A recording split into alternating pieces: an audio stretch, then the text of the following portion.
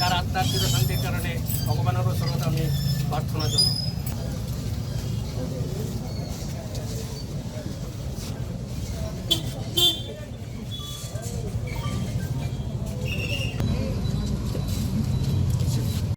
মোৰ অতি শ্ৰদ্ধা ৰাইজ আৰু মাতৃসকল, বাঙালী ভাষা ফেডাৰেশ্যনৰ মোৰ সতীৰ্থ বন্ধুসকল, আটাইলৈকে মই আন্তৰিক শ্ৰদ্ধা নিবেদন কৰিছোঁ।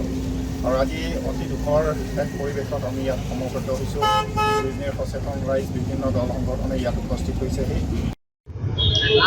আপোনালোকে জানে যে যি কালপিতকেইটা ৰাজু বসুমতাৰী ডাঙৰীয়াক হত্যা কৰিছিল, আৰক্ষী পিছদিনাই তিনিজনক গ্ৰেপ্তাৰ কৰিছে আৰু গ্ৰেপ্তাৰ কৰি ইতিমধ্যে হাজতত ৰখা হৈছে। আৰু উচিত শাস্তি নহয়, আইনত লিখাই আছে যোনে হত্যা কৰিব বা যোনে ৰেপ কৰিব এইবিলাকৰ কাৰণে ছেকশ্যন লিখাই আছে। তো মই বিধায়ক হিচাপে সাংবাদিক বন্ধুসকলক কথা কৈছোঁ, যোন কালপিতকেইটা এনেকুৱা জঘন্য কাণ্ড কৰিছে এইকেইটাক উচিত শাস্তিটো আমি দিমেই, দিয়া হ'বই, এইটো ক'বলগীয়া একো নাই।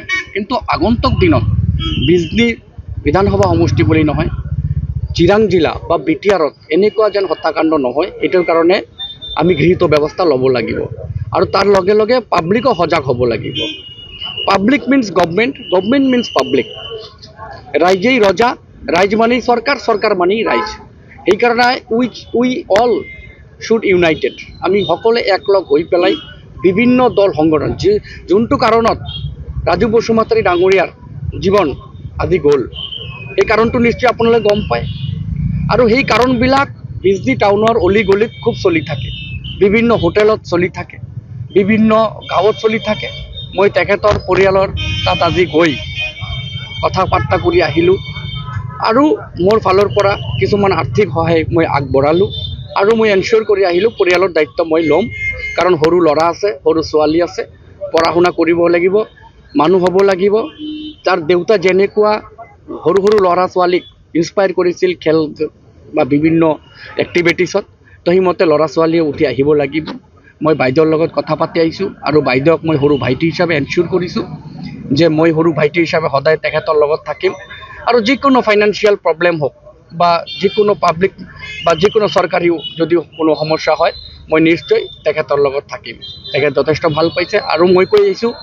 আৰু SP ডাঙৰীয়াক মই বিধায়ক হিচাপে তেখেতক মই নিৰ্দেশ দিছোঁ যে যি বদমাছকেইটা এনেকুৱা কাণ্ড কৰিছে তেখেতসকলকতো শাস্তি দিয়া হ'বই।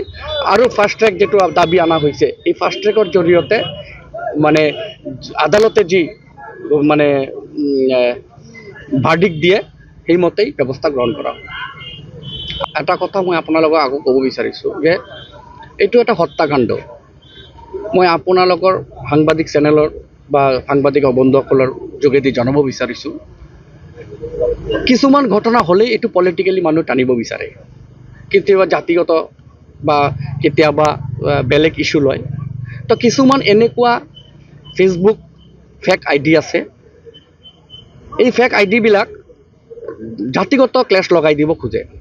মই SP ডাঙৰীয়াক কৰা নিৰ্দেশ দিছোঁ যে যিবিলাক এনেকুৱা ফেচবুক একাউণ্ট হোল্ডাৰ আছে ফেক, যে জাতিৰ মাজত ক্লেশ লগাব খোজে, সৰু বস্তু ডাঙৰ কৰি দিব খোজে, সেইটো অতি সোনকালে আইডেণ্টিফাই কৰি পেলাই এৰেষ্ট কৰিব লাগে। আৰু মই আপোনালোক ক'লোঁ, যিকেইটা পেজ বা ফেচবুক একাউণ্ট এনেকুৱা ভুৱা কথা বাৰ্তা ফেচবুকত আপলোড কৰি ৰাইজক বিভ্ৰান্ত কৰা মানে একশ্যন লোৱা হ'ব। Thank you. যিকোনো খবৰৰ বাবে যোগাযোগ কৰক 9181 307 221 আমাৰ এই নম্বৰত।